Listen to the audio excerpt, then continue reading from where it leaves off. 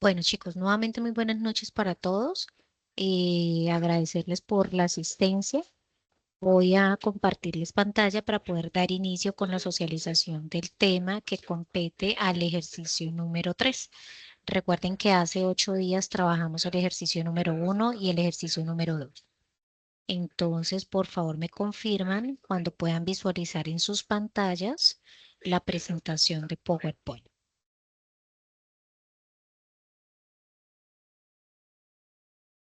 ¿Me confirma alguno de ustedes, chicos, por favor?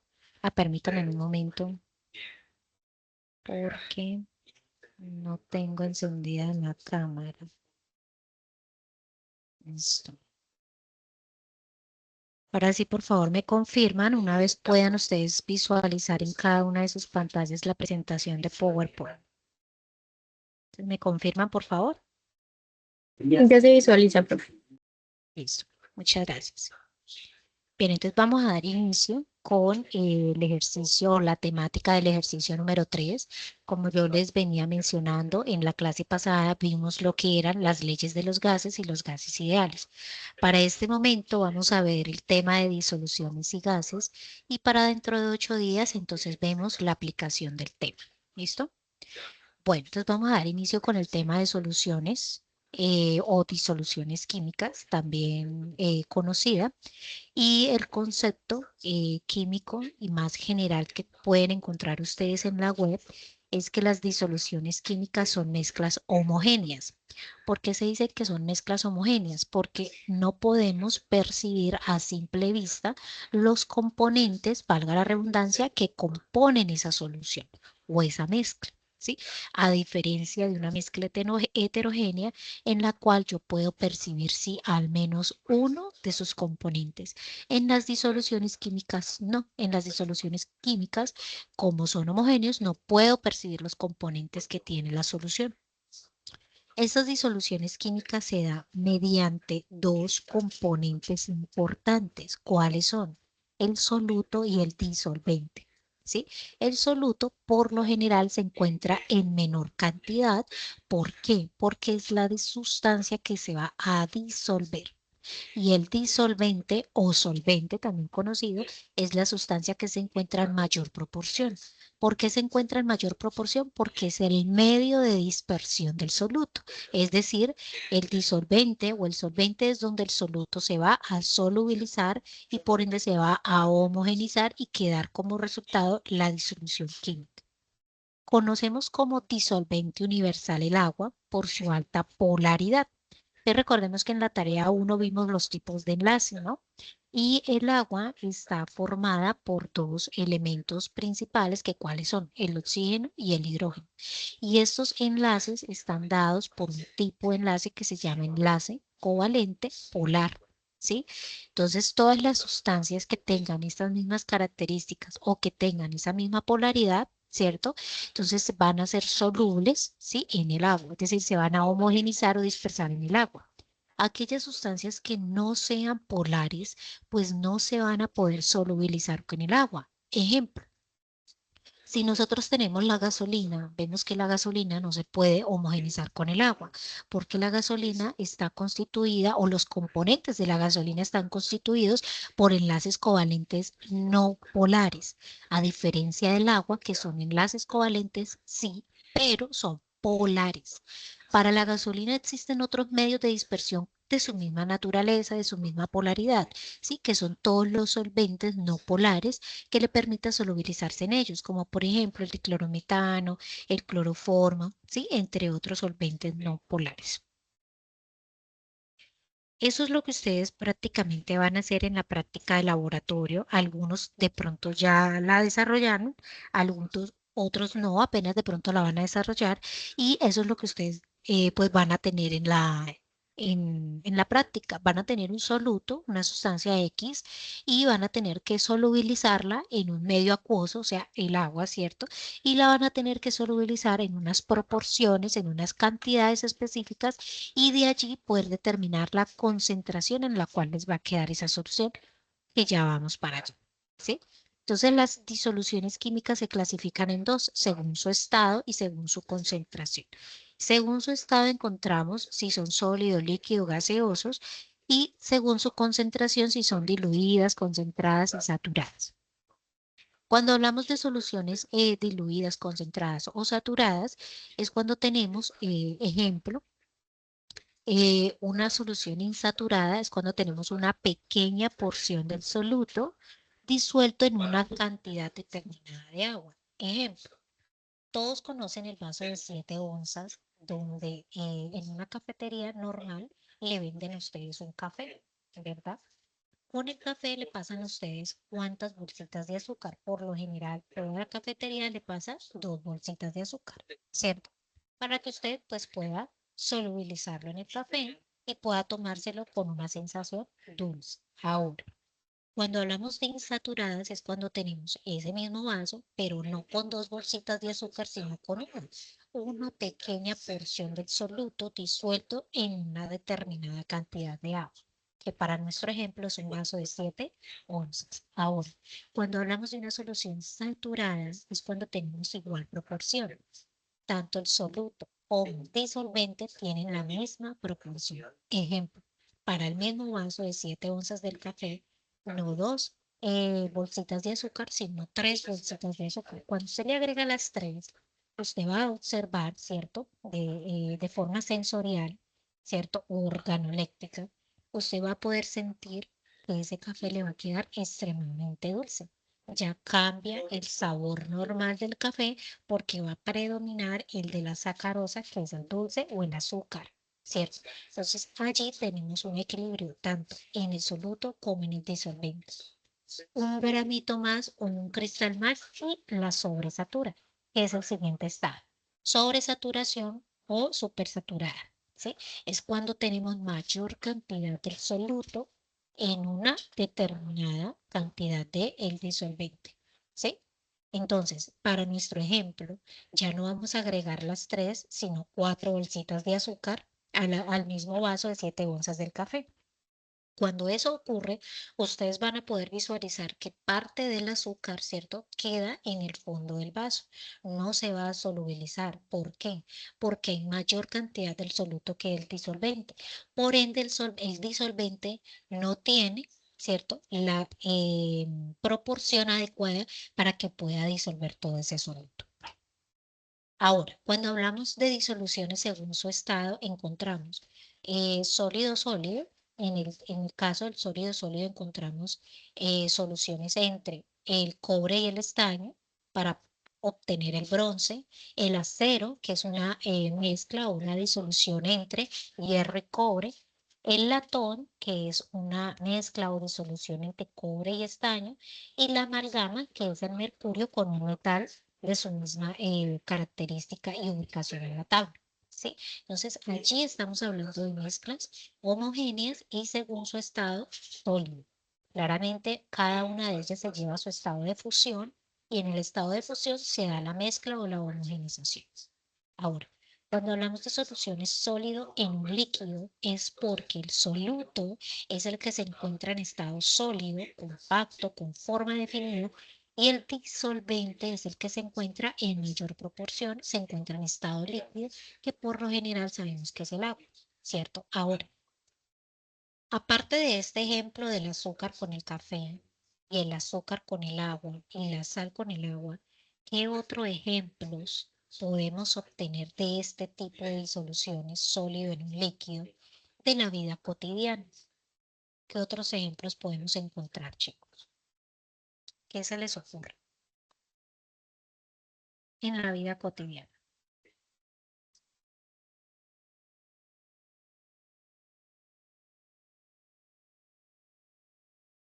Hola, ¿me están escuchando?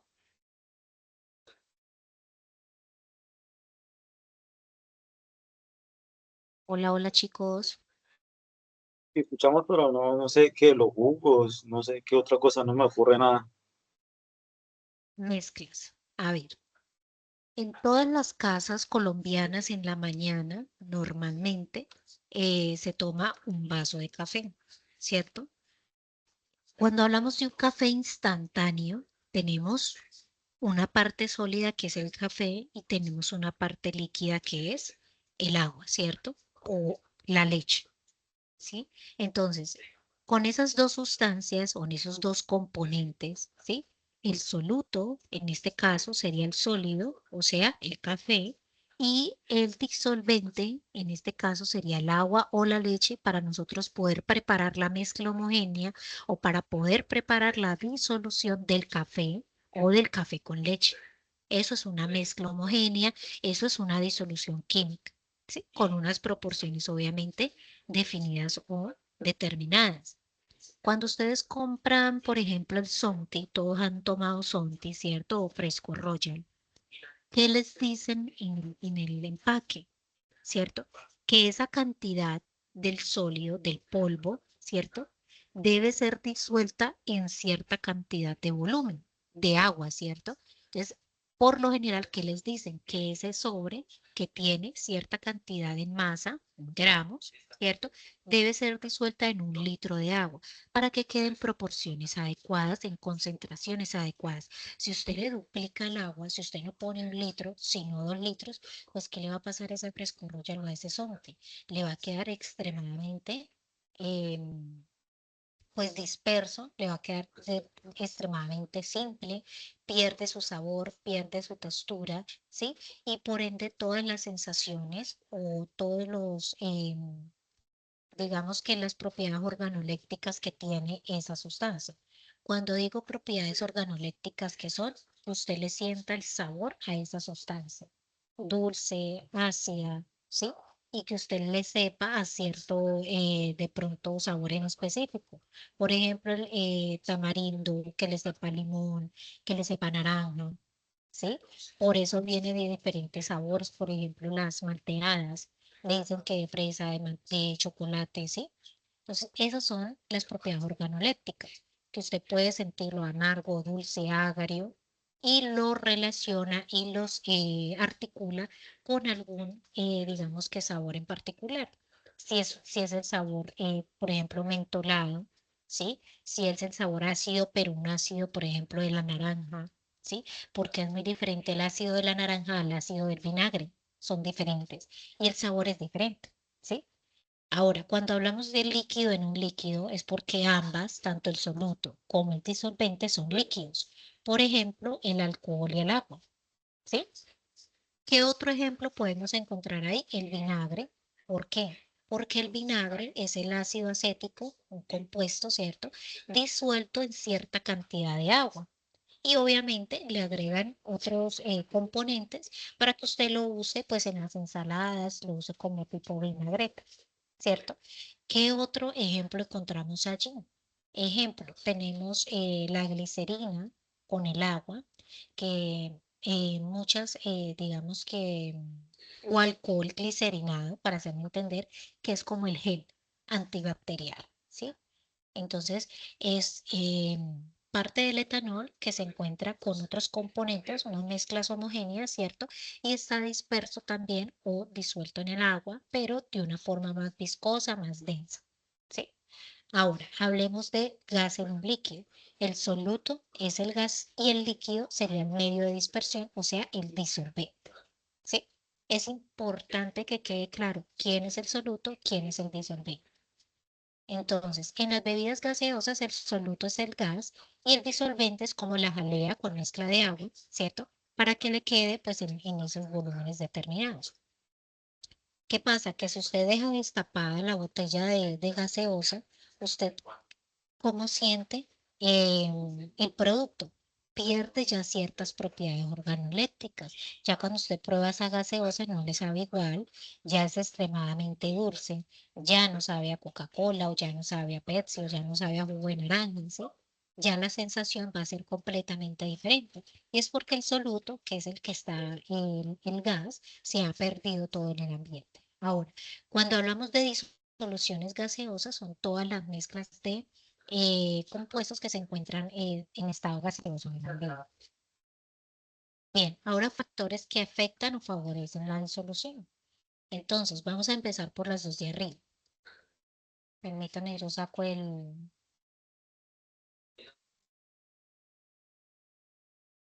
permítanme, saco el. Entonces, ¿Qué pasa si nosotros vamos a preparar un chocolate y no le ponemos temperatura? ¿Qué le va a pasar? ¿O qué le va a pasar a la panela? Si yo quiero hacer una panela, ¿cierto? ¿Qué le va a pasar si yo no le pongo temperatura? ¿Qué le va a pasar, chico? No se disuelve, no se derrite. No se disuelve, correcto, ¿cierto? ¿Qué requiero para que se disuelva? Dos cosas. Primero, tiempo, porque si se fijan, si yo dejo la panela por bastante tiempo en el agua, pues ella se puede disolver allí. Pero hay otro factor que acompaña a este. ¿Cuál es? La agitación. Claro, con el tiempo pueda que los dos solutos se derritan, tanto el chocolate como la panela, ¿cierto? Se disuelven en el agua con el tiempo. Si no le pongo temperatura. Pero ¿qué va a pasar? Que eso va a quedar sedimentado en la parte de abajo. Entonces, ¿qué otra cosa yo debo hacer para favorecer esa solubilidad? La agitación, ¿cierto? Y si usted prepara el chocolate, lo pone en la estufa, le pone la temperatura, ¿sí? Y si usted no lo agita, ¿qué va a pasar? Que las partículas que están con un mayor tamaño del chocolate no se le van a solubilizar porque necesitan, ¿cierto? Una agitación para que puedan estar dispersas completamente en el agua o para que puedan favorecer la solubilidad de ellas en el agua. Bien, ahora hablemos de la presión. El ejemplo hace un momento se los mencionaba. ¿Qué pasa cuando nosotros destapamos y dejamos destapada la gaseosa? Pierde sus propiedades, ¿sí? Entonces es un factor que desfavorece o afecta la solubilidad de la gaseosa, porque ya pierde todas sus propiedades químicas y sus propiedades organolépticas, en sabor, sensación, ¿sí? Y en cuanto a la naturaleza de los reactivos, es debido a que si usted tiene, por ejemplo, la sal y el azúcar en estado sólido, ¿será que se pueden homogenizar? ¿Será que se pueden dispersar? No lo pueden hacer porque están completamente compactas. Para que eso ocurra, tengo que solubilizarlas ambas, primero en agua y luego así proceder a hacer la mezcla para que pueda haber una interacción entre las dos sustancias. De lo contrario, no la puede hacer. ¿Listo? Bien. Ahora vamos a hablar de la concentración o de las concentraciones químicas. Encontramos de dos tipos, físicas y químicas, y esto se da para nosotros poder conocer las proporciones en las cuales se está llevando a cabo cada una de esas mezclas. Ahorita yo agrando un momento acá para poder utilizar el lápiz. ¿Listo? Entonces, cuando nosotros hablamos de disoluciones físicas, ¿cuáles son? Son las disoluciones de forma porcentual.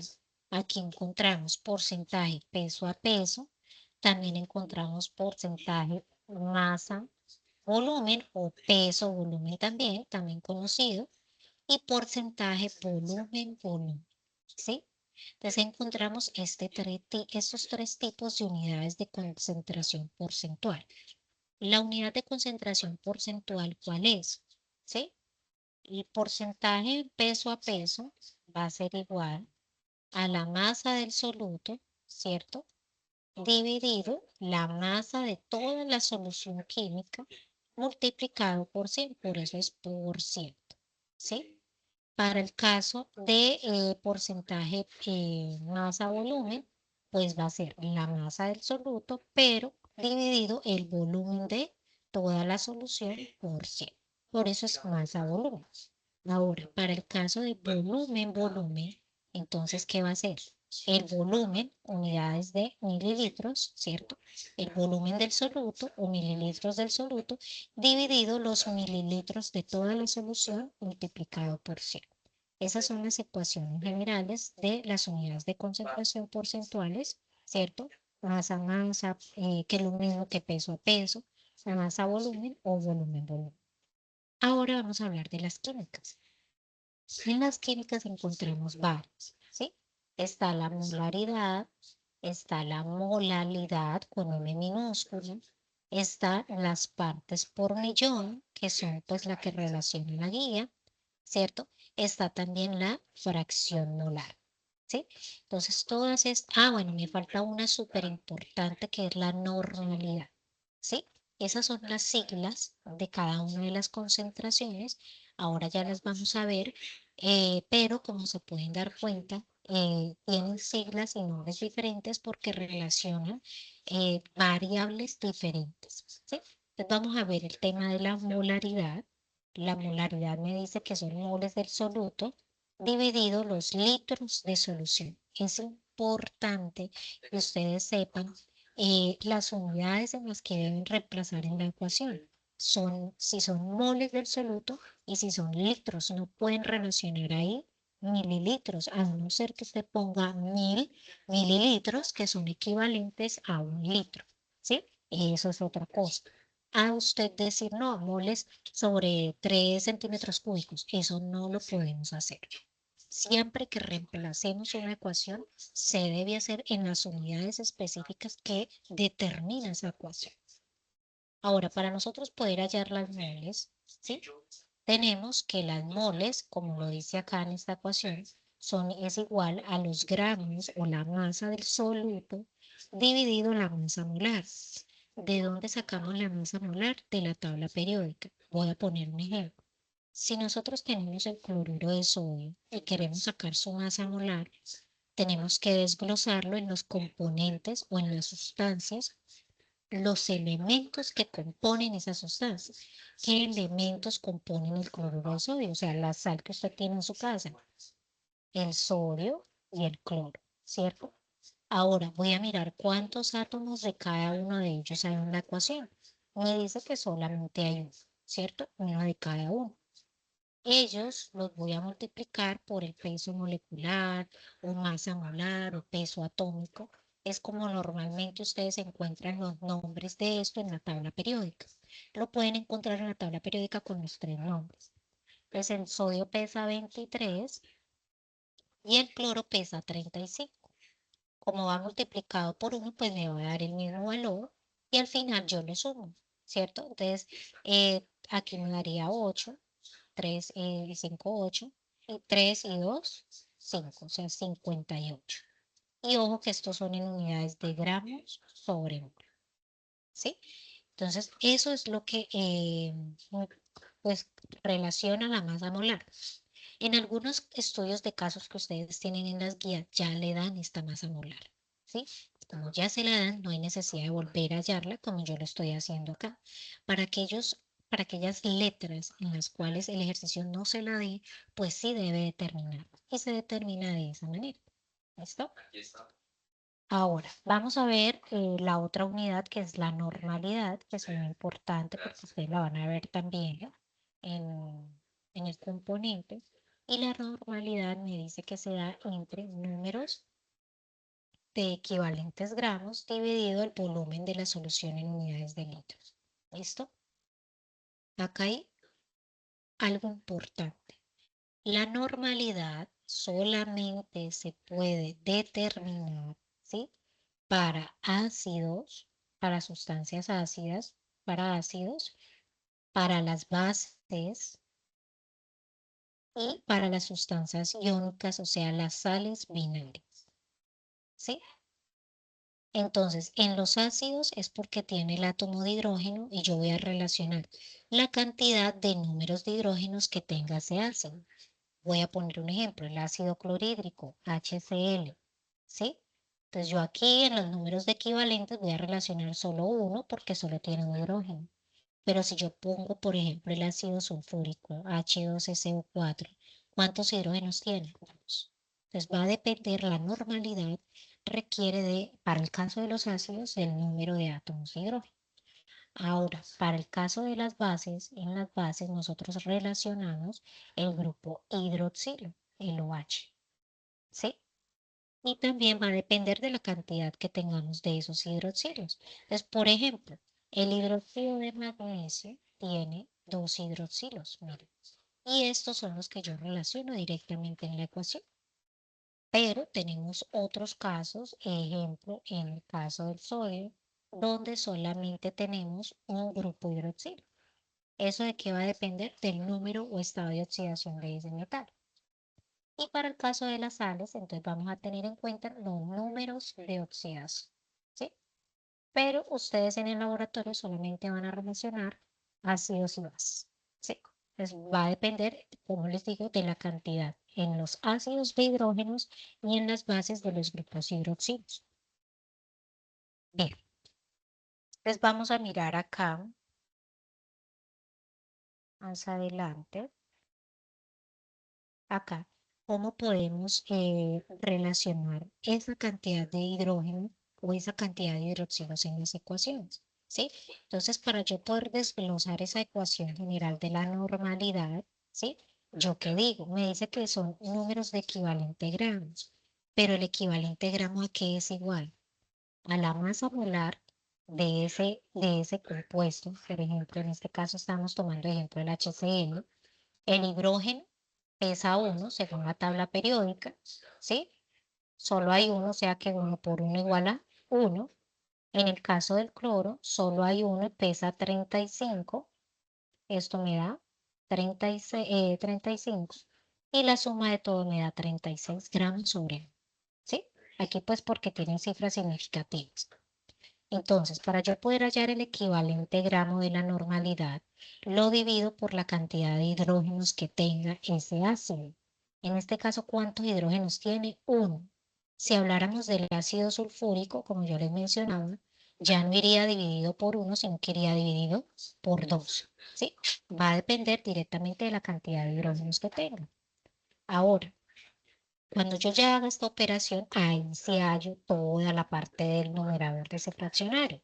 El número del equivalente gramo, ¿a qué va a ser igual? Ahora sí, a la masa, la cantidad que usted tiene de ese ácido, dividido el equivalente. Miren, este vengo y lo reemplazo acá abajo, ¿sí? Esta masa, por lo general, ya la tenemos. ¿Cuál es la masa del soluto?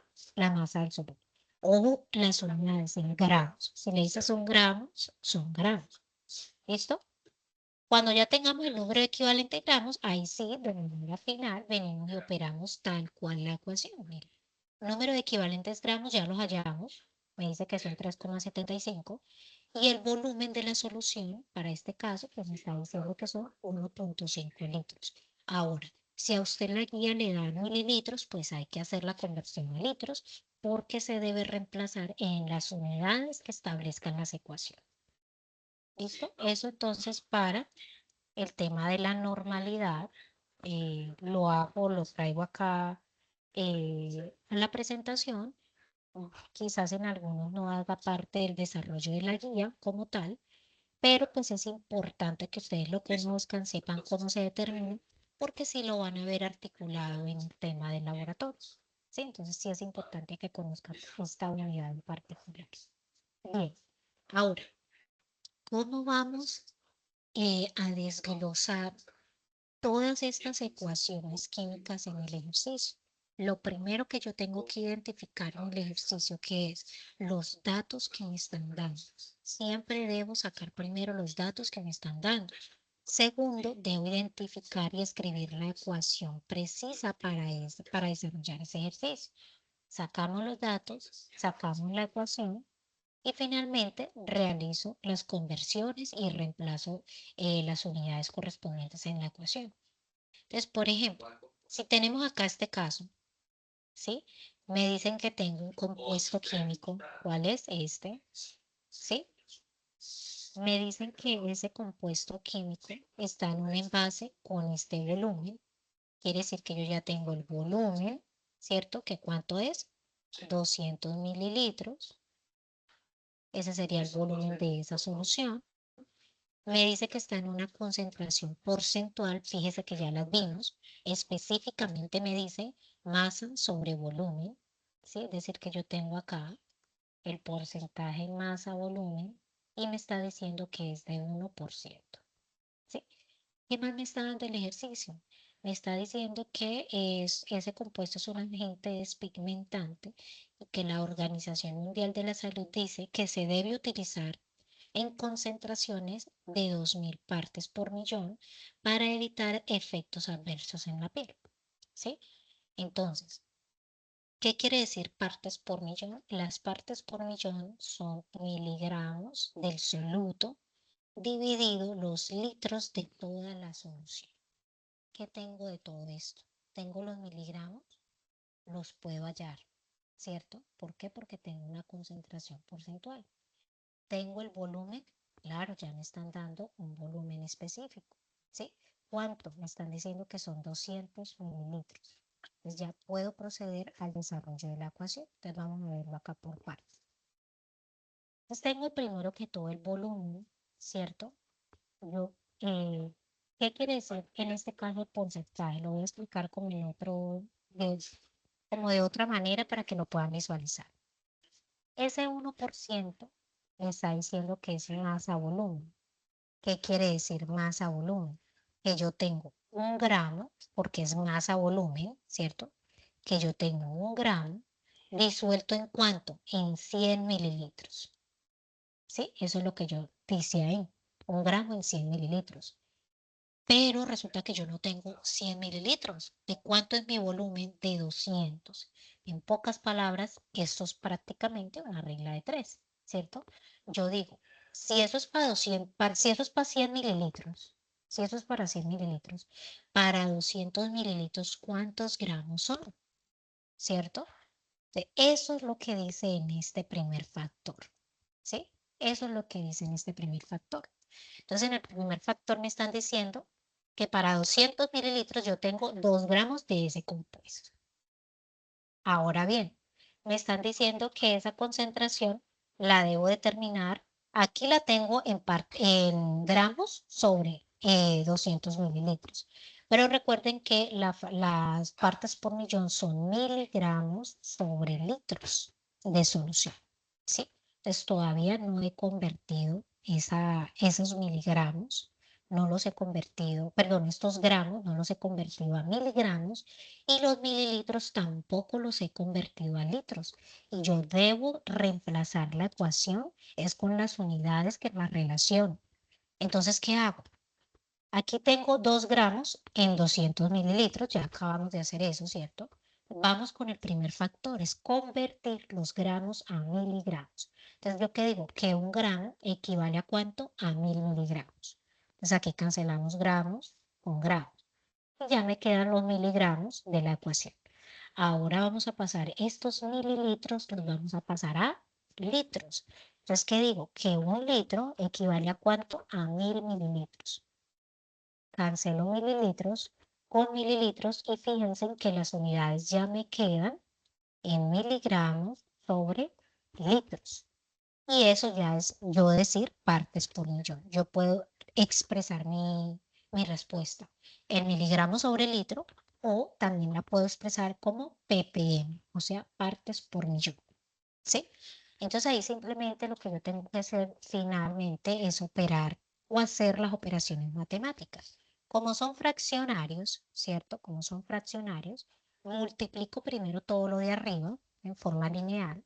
El resultado que me dé lo divido por el resultado que me dé cuando yo multiplique todo lo de abajo, ¿sí? Y esa va a ser mi respuesta. Cuando yo ya tenga las partes por millón, comparo, ¿sí? ¿Cuánto me dio? Ejemplo, aquí me dio 1, 2, 3, 4, 10.000 partes por millón. Y según la Organización Mundial de la Salud me dice que no es nocivo cuando tengo 2.000. Resulta que ya me pasé.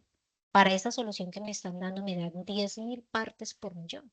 Quiere decir que ya afecta a la salud ese porcentaje, ¿sí? Entonces, eso es lo que quiere decir, pues en este caso. ¿Supera el límite recomendado? Claro, lo supera. Son 10.000, muy por encima del valor límite que me están dando para utilizar ese compuesto en esas cremas o en ese artículo en específico. ¿Listo? Bueno, esta primera parte, chicos, ¿hay alguna duda antes de seguir con el literal B? ¿O seguimos con el literal B?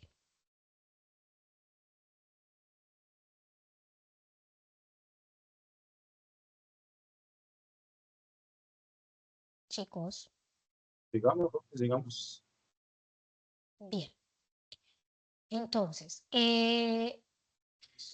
vamos a ver el literal B. ¿Qué me dice el literal B? Me dicen que yo sí ya tengo esos 200, pero me dicen que lo diluya. Es decir, Dice, diluye 50 mililitros del producto en 150 mililitros de crema, ¿sí? Es decir, de este producto que está al 1%, ¿sí? Me dice que diluya 50 de estos, es decir, de estos 200, voy a simular que yo aquí tengo un frasquito, ¿sí? Y aquí tengo los 200 mililitros. ¿Qué me está diciendo? Que saque de aquí ¿cuánto? 50, ¿cierto? Que saque de aquí 50 mililitros y le agregue 150 de crema. Bueno, yo voy a suponer que esta es mi nueva crema, ¿cierto? Y los voy a agregar aquí y resulta que esto tiene 150 mililitros de crema, ¿cierto? Entonces tengo un volumen inicial y tengo un volumen final.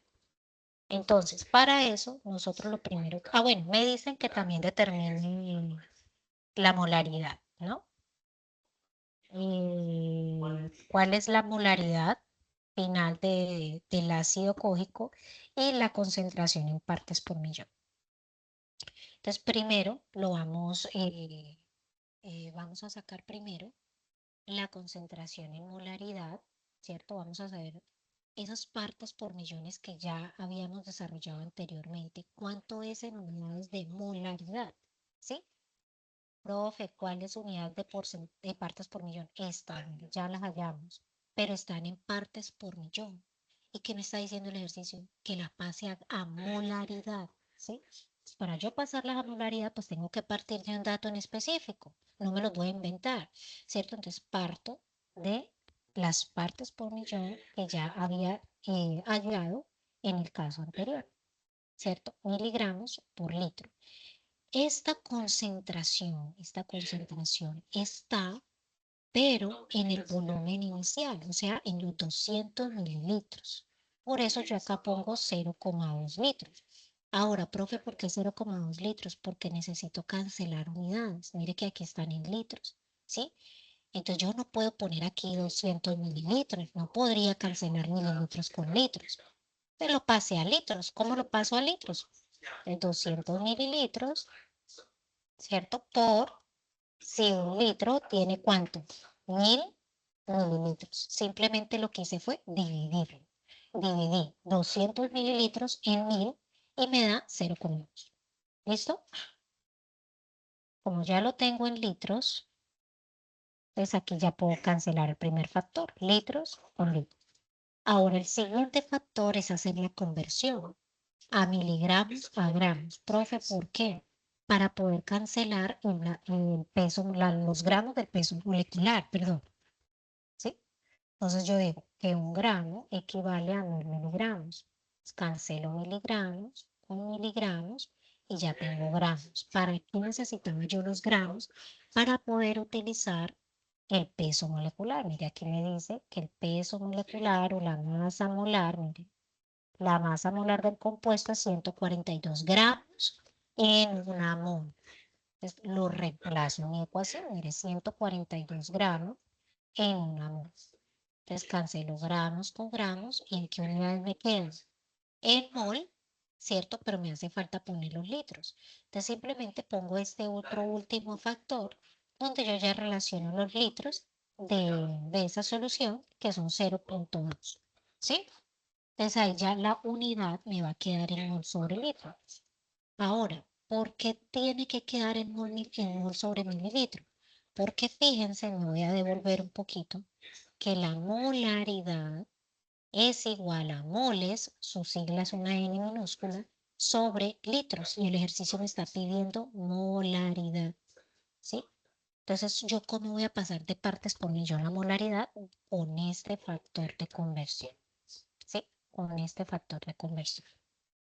Entonces relaciono ya lo que yo ya tengo, mi concentración inicial. Esa concentración está a un volumen específico. Luego lo que hago es hacer factor de conversión de unidades para poder tenerlo en unidades de molaridad. ¿Listo? Bien. Ahora me dice que lo diluya. Entonces, ¿cómo me va a quedar la concentración nueva? ¿Cierto? Entonces, para ello vamos a utilizar esta ecuación que es la ecuación de la dilución. ¿Sí? ¿Qué me dice? Un volumen 1 por una concentración 1 va a ser igual a un volumen 2 por una concentración 2.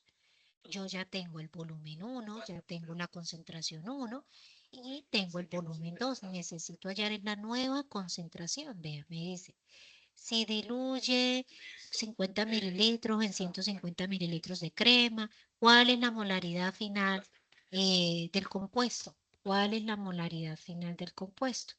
¿Sí? Entonces, fíjese que acá yo tengo 50 mililitros, ¿cierto?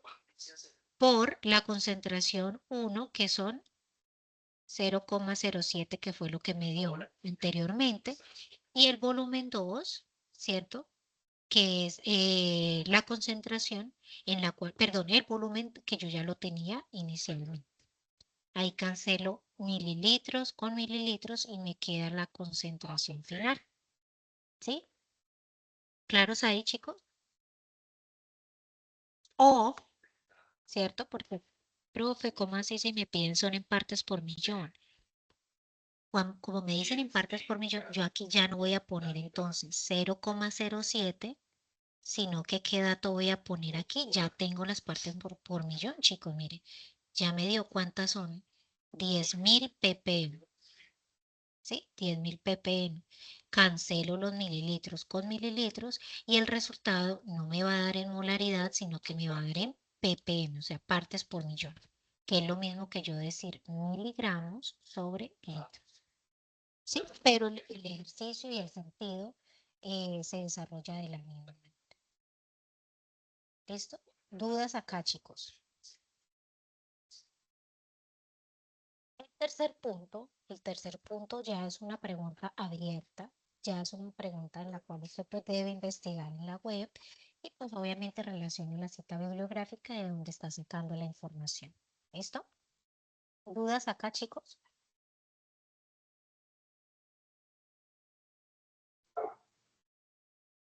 Yo no. ¿Ninguna? No, no, señora. No, Listo. Entonces vamos a ver otro caso porque pues todos no son lo mismo, ¿cierto? Pero tienen, digamos, que ustedes lo articulan, leen su estudio de caso y tratan de articularlo de esta manera, ¿sí? Y lo van organizando por partes, por pasos, ¿sí? Recuerden que aquí lo que nos están pidiendo son partes por millón, mira. Y el ejercicio está resuelto en molaridad, para que no vayan a caer en el error. ¿Listo? Entonces, en vez de poner la molaridad, lo que van a poner son estas partes por millón. Esto es lo que van a venir a reemplazar en este apartado. Cancelan los mililitros y ya aquí no les da partes por millón, molaridad, sino pp. ¿Listo? Para que lo tengan en cuenta cuando estén operando cada uno de esos ejercicios. Ahora vamos a ver otro caso. Y en este caso, pues me están diciendo eh, que se estima que durante una jornada de 8 horas se libera accidentalmente 15 gramos de isoflurano al ambiente quirúrgico, cuyo volumen aproximado es de 60 metros cúbicos. Y la masa molar del compuesto isoflurano es de 184,5 gramos sobre 1. Lo primero que yo debo mirar en un ejercicio son las unidades. ¿En qué unidades están? Piensen que el volumen está en metros cúbicos. Tengo que pasarlo primero que todo a litros.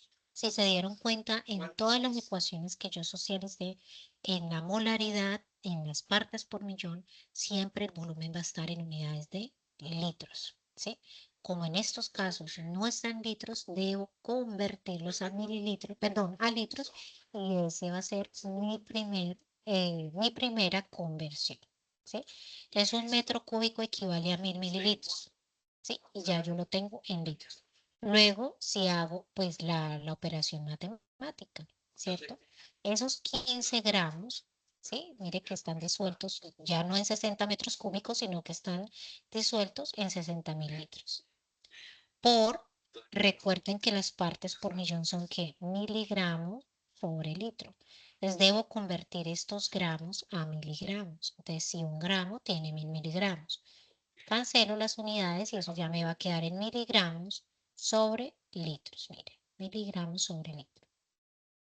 Y ahí yo ya puedo tener la relación matemática. Ahora, ¿qué me dice? Calcule la molaridad del isofurano disperso en ese volumen en el aire. Entonces, para yo poder calcular la concentración, pues igual tengo que operar un factor. Lo mismo, 15 gramos en 60.000 litros. El siguiente factor es la molaridad, perdón, la masa molar. Miren acá que ya me la dan. No debo determinarlo, ¿cierto? Porque ya me la están dando. ¿Y qué me está diciendo? Que tengo 184 gramos en una mol. Ok, por cada una mol tengo 184,5 gramos. Eso es lo que yo estoy diciendo en este otro factor. Mire. En una mol, 184,5 gramos. Les digo gramos con gramos y me quedan que unidades de mol sobre litros, o sea, las unidades de la molaridad. ¿Sí? Entonces yo puedo poner así o puedo poner mol sobre litro. Miren que si le dan números muy pequeños, tienen que hacer uso de la notación científica. Entonces, ¿cómo me quedaría notación científica? 1, 2, 3, 4, 5 y 6.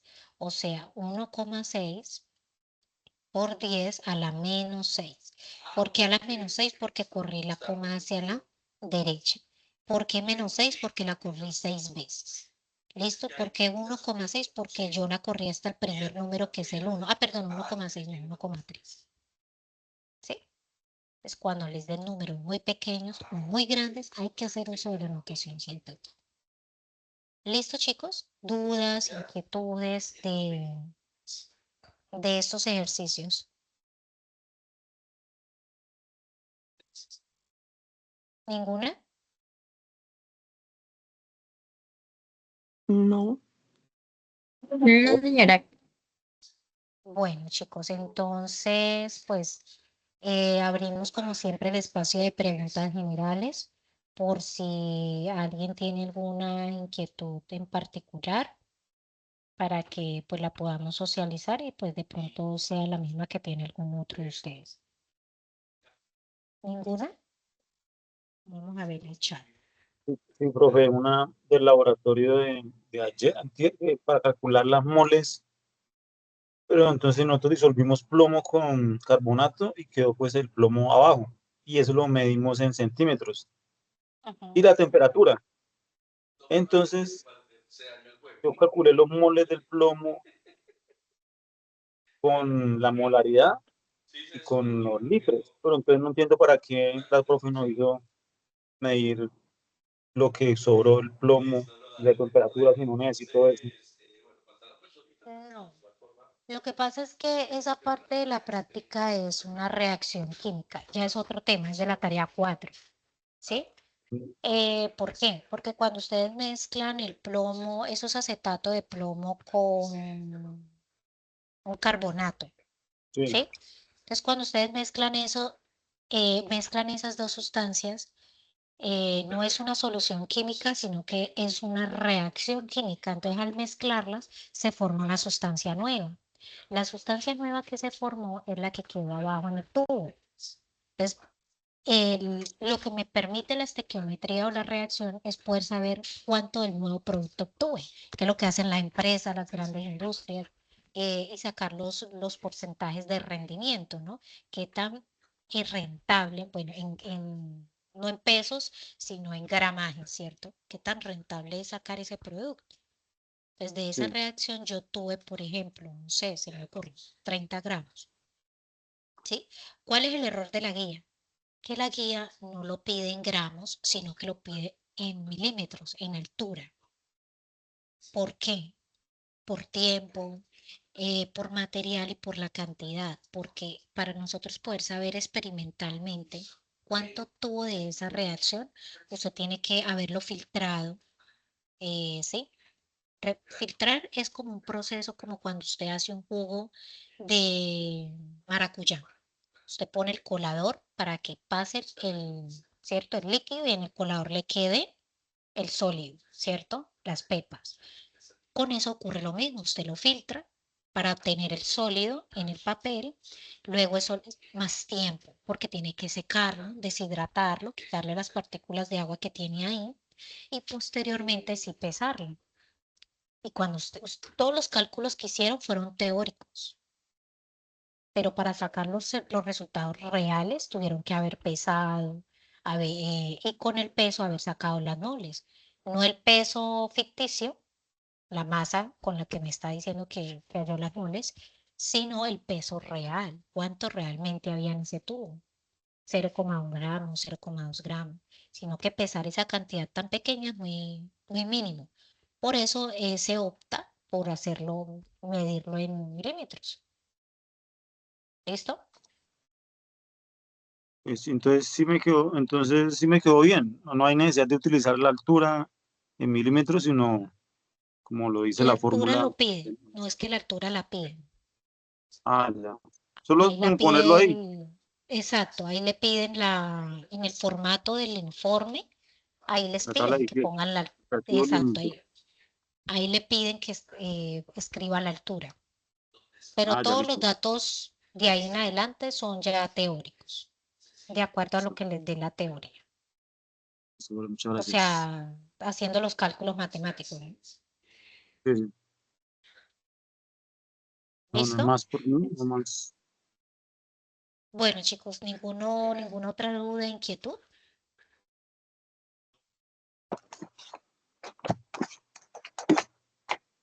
Chicos, bueno, pues No, si no señora. tenemos, bueno, si no tenemos ninguna otra inquietud, entonces pues trabajemos en el ejercicio y pues me van dejando sus avances en el foro. Sí es importante que los dejen en el foro, muchachos, porque pues ahí es donde les valen puntos. Tuve un mensaje el día de hoy de alguno de ustedes diciéndome que por qué no había sacado los 80 puntos y todos los ejercicios estaban bien. Recuerden, recuerden que la rúbrica de evaluación dice que tienen 10 puntos, 10 por participación en el foro. Y la participación en el foro no es solamente decir la letra. Claro, con que usted diga la letra, yo ya le doy puntos. No debería, pero se los estoy dando a todos, ¿sí? Al menos que seleccionen la letra. Y ya después, muchos también, ya cuando ha pasado el tiempo, alimentan el foro. No lo hagan después, pues porque eso no se va a tener en cuenta. Es en el tiempo, el lapso que dura la tarea. ¿Listo? Para que lo tengan por favor en cuenta. Aliet Jimena, sí, Elena, te Hola, profe, escucho. buenas noches. Profe, es que estaba en práctica de laboratorio de química y entré un poquito tarde a la clase. Quería confirmarlo de eso. También nos toca elegir letra y participar en el foro, como dice en la tarea pasada, ¿verdad? Sí, señora, Y igual. nos entregan guías así como la de la vez pasada para ahí Sí, mismo claro, hacer el ejercicio, ¿sí? claro. Debes Ah, ok, entrar profe. a la tarea 2 y ahí en la tarea 3, perdón, y ahí en la tarea 3 igual los mismos ítems. El ítem de las Ah, guías, ahí en el ítem de las guías encuentra el formato del anexo en Word, que es donde ustedes tienen que hacer la actividad. la Gracias por el actividad. punto porque me acordé de algo muy importante y es que solamente se debe entregar ese Word, no otro que ustedes hagan aparte, no. Debe ser ese el formato porque para eso la plataforma se los está dando, para que ustedes trabajen sobre ese formato, ningún otro. Recuerden que deben regir las normas APA. Era la primera tarea y pues yo ahí les valí muchos aspectos, pero pues la idea es que ya aprendan, ¿cierto? Entonces, pues procurar seguir los lineamientos que dice la guía y los lineamientos de ese formato o ese anexo. ¿Listo? Sí, señora, muchas gracias. Va. Bueno, chicos, yo creo que no hay ninguna otra inquietud. Entonces, damos entonces por finalizado el CIPA. Aquellos que de pronto no se hayan inscrito en la zona sur, ahí ya han abierto algunos otros cupos para que pues revisen y hagan la inscripción, por favor. Y también aprovechen antes de que se termine el tiempo del CIPA, entren al campus en el icono. Recuerden que química no funciona como otros cursos, ¿sí? Ustedes no van a encontrar los CIPAs de química como los encuentran ahí debajo del curso, así como el componente, no. Tienen que bajar hasta el apartado que dice acá, como yo les puse en el chat, comunidades de interacción y participación académica y social CIPAS. Ahí ubican el CIPA del curso, ¿sí? Los que no les ha dado inscribirme y aceptar lo pueden hacer ahorita en este momento. Aprovechen que ya están conectados, ¿sí? Y les dan clic ahí, clic y ya el sistema los toma como que ya participó. Si no lo ha hecho, hágalo de una vez porque es importante para la trazabilidad de pues la formación académica que ustedes tengan en el curso. ¿Listo? Si no recuerdan cómo hacerlo, ahí en el chat también les dejé una infografía de cómo hacerlo. Siempre les pongo mi nombre en el CIPA porque les van a aparecer muchísimos, ¿sí? Entonces no se pierda, busque mi nombre que ahí lo va a encontrar. Y ya para finalizar y cerrar, entonces recuerden que en 8 días nos vemos para el ejercicio número 4. ¿Listo? Importantísimo que si no pueden asistir los que están escuchando este CIPA, vean la grabación, ¿sí? Porque aunque ustedes lo vean sencillo, es un ejercicio que requiere de tiempo, requiere de pronto de apreciación en algunos puntos de los escritos, porque ustedes arrancan la carrera, algunos arrancan con estos cursos y son los cursos bases para otros cursos. ¿Listo? Y este curso también en algunas carreras, no en todas, depende, digamos que están anclados. Entonces, si no se aprueba este curso, pues no puede ver el otro, ¿sí? Para hacerme entender en pocas palabras. Entonces, ¿por qué? ¿Por qué dicen no? ¿Por qué ponen esas limitantes? Porque van articulados los temas. Esta es una base para que usted pueda ver el otro. ¿Listo? Bueno, chicos, entonces no hay más preguntas, en el chat tampoco. Entonces, muchas gracias a todos por la asistencia. Espero mañana o el fin de semana compartirles la grabación en YouTube. Pero recuerden que ya les queda acá en el grupo de Teams para que la vean en cualquier momento. También les comparto la grabación, perdón, con la grabación les comparto la presentación de PowerPoint, pero ya sería mañana que les comparta todo el paquete como tal. ¿Listo? Una feliz noche para todos y muchas gracias a todos por la asistencia. Gracias, profe.